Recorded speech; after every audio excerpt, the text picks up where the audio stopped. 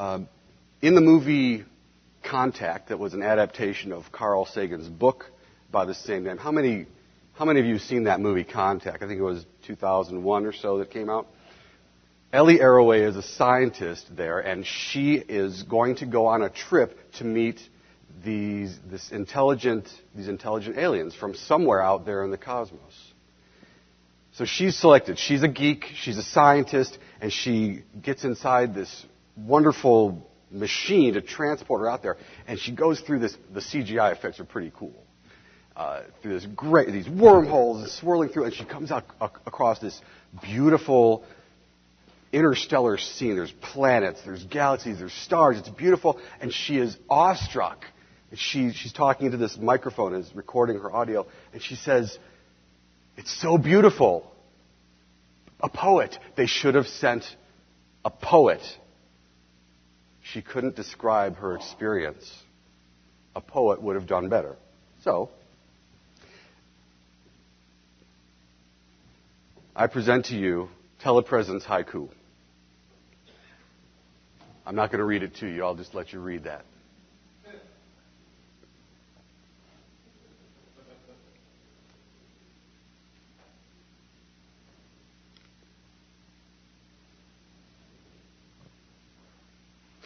I used to work for a law firm controlling video conferencing for them, and I swear the only way you can get a lawyer to come to a meeting is to provide food. So the busiest time of day was 11 o'clock to 1 o'clock. We were in the central time zone, and there were people on both sides of the continent. So that happy medium of 11 to 1 or 2 o'clock central time was where all the meetings were. There was always food. Every institution has its own challenges. Our challenge, we had these great conference rooms in New York. It's a big law firm, rich, beautiful mahogany wood, leather-bound volumes on the wall. But the sound was killing us. People were clinking their forks and knives on the dishes. We had to go to plastic silverware or plastic utensils for the attorneys. They didn't understand why.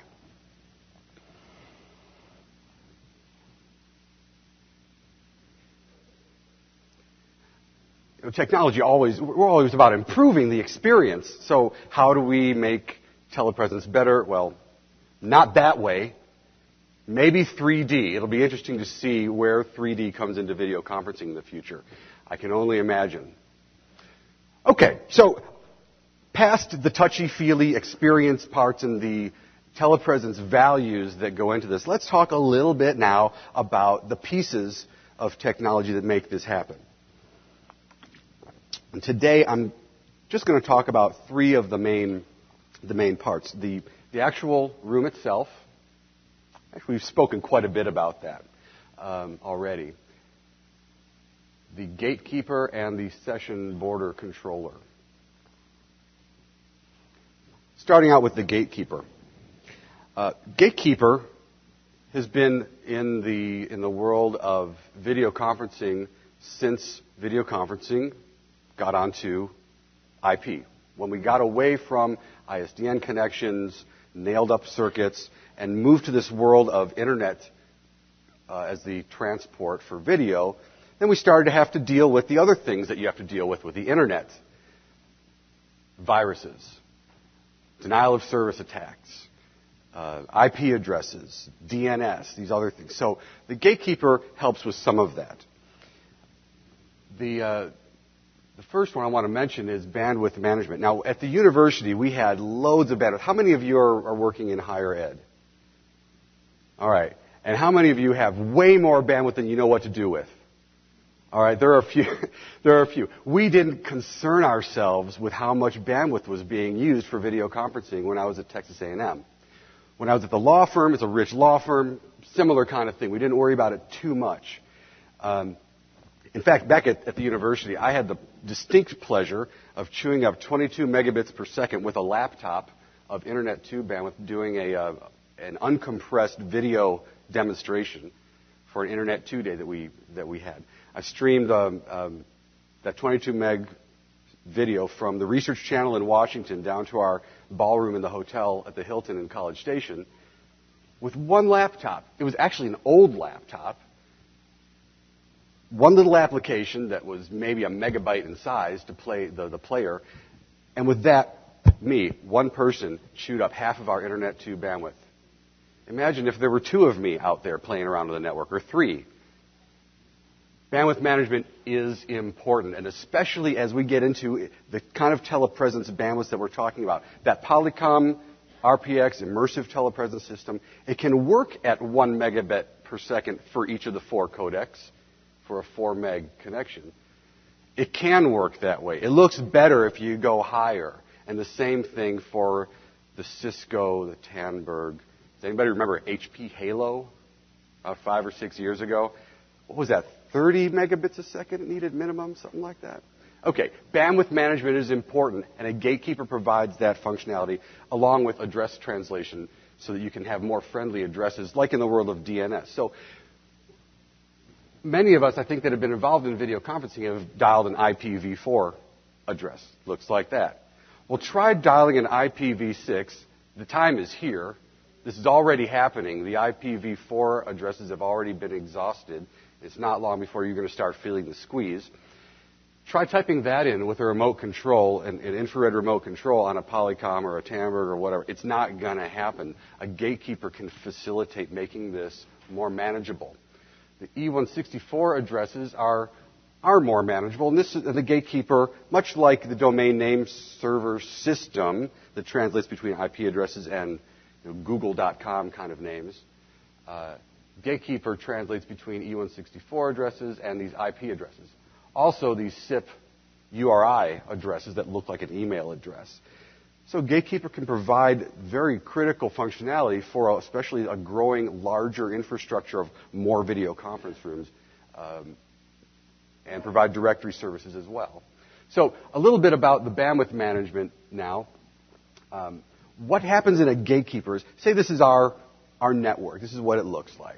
And what we do with the gatekeeper is we put a little map of our network inside the gatekeeper so it knows who connects to who, which office connects to which, how much bandwidth is there overall, and we create a map inside the gatekeeper of the network. Then we tell it on one link between Chicago and New York, we only want to use 5 megabits max for video. All the video conference systems, when they make their call, they check in with the gatekeeper. They say, can I have this bandwidth? Gatekeeper says yes or no, and then the connection is either made or it's not made. Those are the two functions of the gatekeeper. Gatekeepers can do a little bit more. In fact, let me take this back.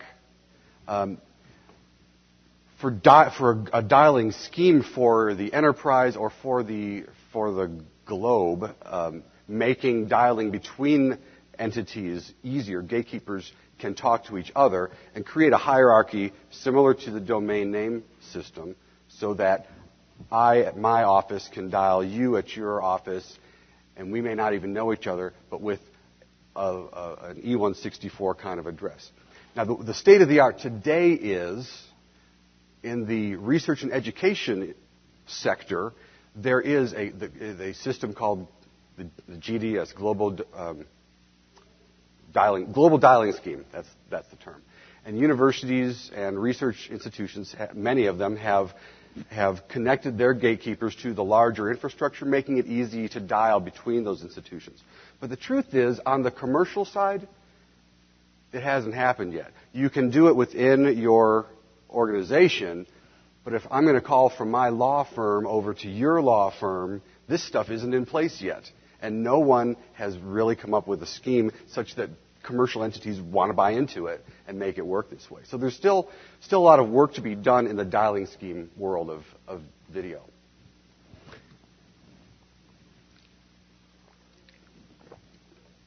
The security environment of today's IP networks is probably not unfamiliar to anyone in this room. Even at home, you've got a little firewall, whether it's built into the software of your computer or whether it's in the cable modem you use. There are firewalls everywhere. And firewalls, as well as NAT boxes and the network address translation boxes to use one IP address for lots of different computers or devices. Those things are, honestly, they're hostile to video. They make it very hard for IP video to get through. And so we need ways to make this work. We need ways to get the video through those firewalls. Without getting into the technical details of how that's done, just suffice to say that the session border controller is where we're going in the technology today. A session border controller comes from the VoIP world.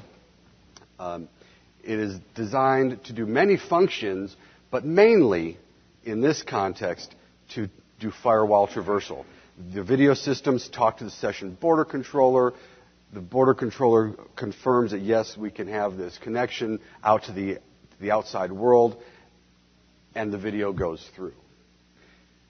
As IPv6 becomes more prevalent, as ISPs are forced to use IPv6 and IPv4 and create ways that they can talk to each other, video is, honestly, it's going to get harder and harder to get past the network address translation boxes and the firewalls.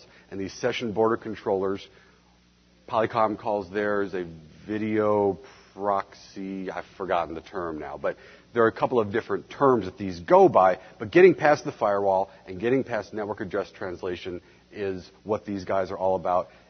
You have that in the right place in your network, everything works fine. And there are a lot of different vendors selling those. All right. How am I doing on time, by the way? Got 5 minutes, 10 minutes? Doing good. Okay. I'm almost done. Now, those are the components of what make telepresence work. But now let's talk about how we can make them work together.